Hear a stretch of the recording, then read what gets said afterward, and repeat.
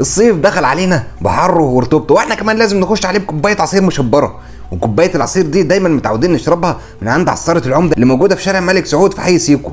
كنا دايما بنحب نشرب كوبايه العصير كده اللي احنا متعودين عليها، القصب بيتعصر قدامك كده طازه وتعصر عليها عصره ليمونه او شويه زنجبيل وتستمتع وتنعش قلبك، لحد ما لقيناه بيعمل مجموعه مميزه جدا من العصائر الفاكهه، كلها انواع كتير على بعضها كده ولذيذه، شكلها ظريف كده واسمائها غريبه وطعمها حلو الصراحه. هي عموما شويه فاكهه كده على بعضهم، انواع كتيره واشكال كتيره واصناف كتيره على بعضها، اسمائها كلها غريبه. هسيب عمرو يقول لكم على اسمائها. انما العمده وبنت العمده دي خلطاتنا، يعني مفيش حد بيعملها الا احنا.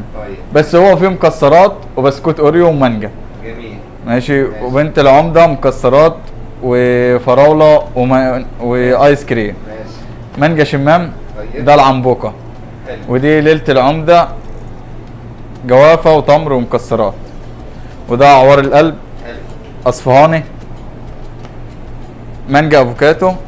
وده مشكل. وده عرايس العمده. الله عليك. وده طبعا بطيخ سموزي.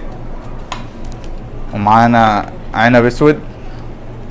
تسالني عن رايي ايه اللي عجبك هناك؟ هقول لك كله مميز وتحس انك منتعش كده وعايز تجرب كتير، بس انا هناك عموما حبيت ليله العمده والاصفهاني والعنبوكه، وعايز انصحك واقول لك حاول تدوق الفواكه دي وحاول تدوق العصاير دي قبل ما تشتري. في النهايه عايز اقول لكم الفيديو ده هتلاقوه بكل تفاصيله على اليوتيوب، وهسيب لكم اللينك في اول تعليق تحت. تابعونا المزيد من الريفيوهات، والسلام عليكم ورحمه الله وبركاته. اكبر منها؟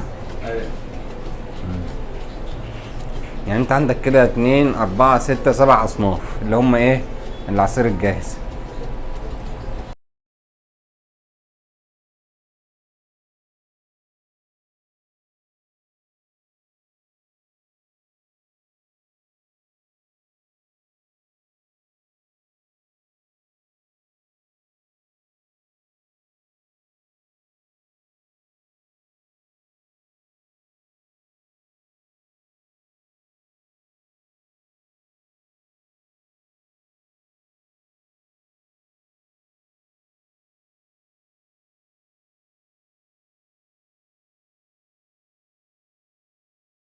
الراجل ايه بعد ما عملوا له عصير وشربه انبسط قوي، يعني مش مصدق ان المكنه دي تحط فيها البتاع العود ده يطلع العصير ده، مدهش.